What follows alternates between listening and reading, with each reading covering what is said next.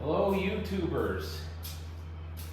Today we're going to go over what I've done on the 35 Chevy, and we're going to go over the DOD on this 5.3 liter I put in there, and we're going to go over the channel a little bit. If you haven't noticed already, the channel has changed a wee bit. I recently became a partner with YouTube, and I'm actually very close to becoming monetized. So thank you for subscribing and watching my crappy videos. Just joking. Yeah, so this is the 35, and I'm going to tell you where I got a lot of these parts from that I'm using for this LS swap. And yeah, it's looking pretty sweet, eh? So since the last video, I said I was going to use chassis paint on the underside. Well, I ended up sealing it up, priming the inside edges and stuff, and I ended up using box liner on it. It was just easier and feels like nobody's business, and it should bring down the noise, I hope. And it's all bolted down now, so this is where she is. It's how it's going to be. And the motor's in there now. I still got to do a few things here and there to it. I'm still waiting for a few more parts to come in from my favorite store, Amazon. And yeah, there she is. So I'm going to do a little walk around here and show you a few things. First thing I do with all of my LS motors is I take this out of there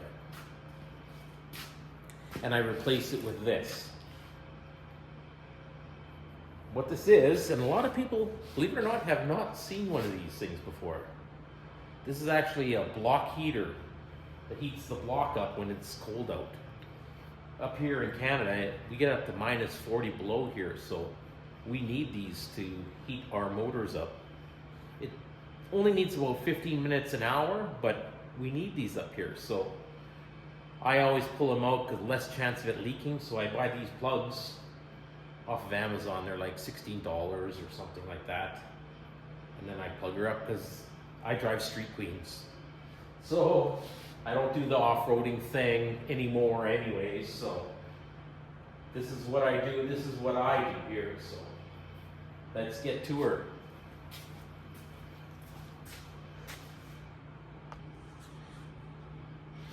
All right, here she be. So this is what I usually do. I usually go out and buy a transmission dipstick off Amazon. They're like 80 bucks, and it's adjustable, and it's just easier than wrestling with that metal pipe that wasn't made for your vehicle. So I buy that. And then I go out and I buy those transmission lines there that you see there, and P-clip them, then look all nice and braided, eh? Instead of messing around with the rubber hose that has metal parts and then leaking later on in life on the bends of the hoses, I just buy those transmission lines. And it comes with all kinds of fittings to adapt to your transmission and your transmission cooler or rad for that matter. So it's 80 bucks. So that's what I do. And of course, I always put my muscle car oil pan on there. And that's a very nice kit. It comes with brand new bolts. That's what I found out with those LS stuff. Pretty much everything you buy comes with the hardware and gaskets. So that's what I do. So I buy the pan. It comes with new bolts, the pickups, and the gasket. It even comes with that silver sealant that LSs need. So, yeah, love it. And I always change my timing chain cover. You don't have to. See, this is where the DOD stuff goes in here. But I just make a little piece, or else you could actually buy a pan with a little plug that goes in there and so on and so forth. But for some reason, I must have been drunk when I ordered that because it didn't come with one. But the one previous, it did. So, but you don't need to change the cover on the DOD Delete. So this motor was a 5.3 in a pickup truck, 09. And far as I know, is the 5.3 and the 6.2s are the only ones that have that DOD BS. Well, unless the 6-cylinders do too. I had one here a couple weeks ago and it had that, but who cares about the 6-cylinders, right? So what I do for the DOD is you have to change the lifters. There's no way around that. You have to change that. You got to change the camshaft. You got to change the timing chain. I always put a double roller in, and I always buy LS7 lifters.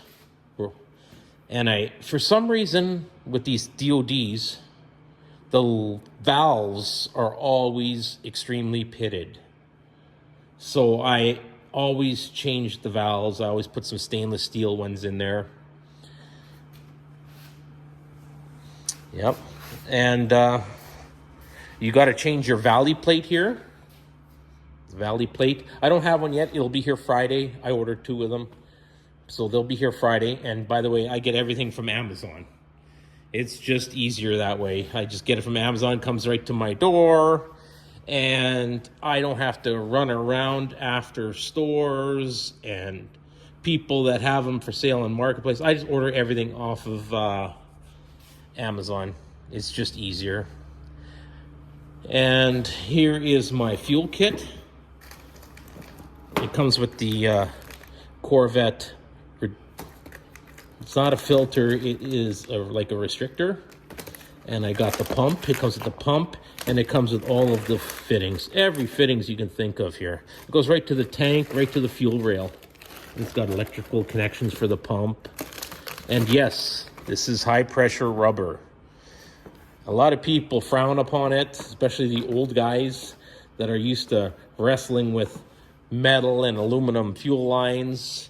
If this was like a rock crawler or an off-roader, I strongly suggest using that stuff.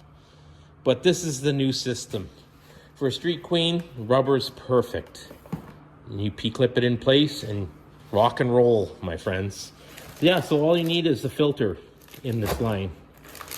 Yeah, again, Amazon. I buy the whole kit and caboodle off of Amazon. Oh yeah, and the harness. The harness as well. Come from Amazon as well. I put one in my Camaro and it worked slick. Like, I mean slick.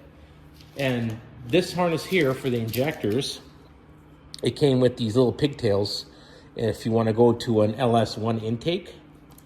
So that was a nice kit. And if you make sure you look at the harness in all of the pictures, and it has all of the things that you need, like the tail for the transmission and all of the injector stuff. You have to look thoroughly through the harness for your project, because I've been burned twice already just because I didn't look hard enough at the harness. So now I bought one for my Camaro and it worked out great. I had to buy one little pigtail for the O2 sensor. It went from a 3-wire to a 5-wire. So I just had to buy the little pigtail. A lot of videos on Amazon, YouTube about splicing and doing all this and that. I just ordered a harness and it was at my door in about a week. Click, click, rock and roll. So yeah, this harness, believe it or not, was $200 to my door. So, and they work great. It comes with everything you need. It's a beautifully built piece. It comes with a great big grommet to go through your firewall here, and your relays and fuses and stuff. As you can see, this is the red and blue computer. I went and seen my buddy Brent over at Half-Ass, and he did the computer for me a couple weeks ago. And then there's your reader plug and everything. Pretty sweet, eh? I remember I had a guy doing my harnesses before, and he did 2 for me. And then on the third one, he goes, you know what? This is taking a lot of my time. I'm going to have to raise my price to $1,100 for a harness. I'm like, oh my God. Okay, I got to go on a different avenue. So, went on Amazon. $200 to the door. No problem there. I'll pay that all day. So yeah, as you can see, it's pretty sweet, eh? It fits in there like it was meant to be. I'm going to change these mounts. I'm going to put some better mounts on. I got some brand new ones. And that is that, eh? So now I'm going to cut these welds, open the doors, because now she's permanently in here now. She's all bolted down, take my braces out. And now I got to start making all the inside here. Because if you know these cars, everything was wood. Absolutely everything. So I got to make this in steel now, all in here. Give it some strength and able to screw things to it. Yeah, she's just a bathtub, eh? Just a bathtub.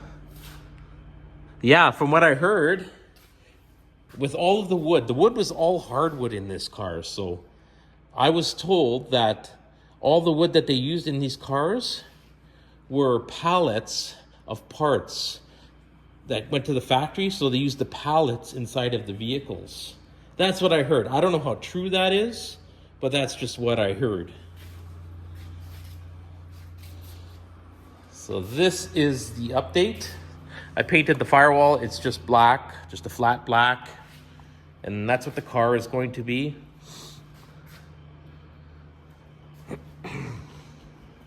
So I got to start deciding on what I'm going to use for wheels on this car. What's going to look cool on it? What size of tire? Oh yeah, I'm putting power windows in here too. So that's going to be pretty cool. It's not going to have air conditioning or nothing. This is just going to be a cruiser. I'm going to get some kind of heating system to defrost. Hoping to roll in it. The exhaust is going to be pretty tricky on this one because I did that Corvette rear end in there. So it's going to be pretty tricky doing that exhaust system. And that is that. That is the update on the 35 Chevy. So the next major project here is to get the footboards on here. I gotta make new traction plates for the top because they were just mangled. So I'm just gonna make a set of those. I gotta do the front fenders, put them on. There's a little bit of repair on those. I wet blasted them, so there's a little bit of repairs. And that beautiful grille. And then put the hood in. And the hood, I want to make it so it is just one. It just lifts up and you put your rod in. Because I want to run without the fenders sometimes. And so you can see that beautiful chunk of aluminum in there. But I am going to have the sides as well that I can just put on and have like those Harley bag box. Just put them in and turn. So 4 on each. So that's what I'm going to do there. And I have to inform you because now YouTube is sending me all kinds of messages and stuff that I'm going to be having a merch store now. And that's well on its way. So, yeah, I'm going to have clothes like this and hats and stickers, tumblers, all kinds of stuff. The girlfriend's really good at that kind of stuff. So that's coming up pretty soon. And I'm Mr. Bear. Charlie Bear. It's Charlie Bear. Big kitty. Yeah, I have to thank you for subscribing and watching my videos. And I appreciate it. Catch you on the next one.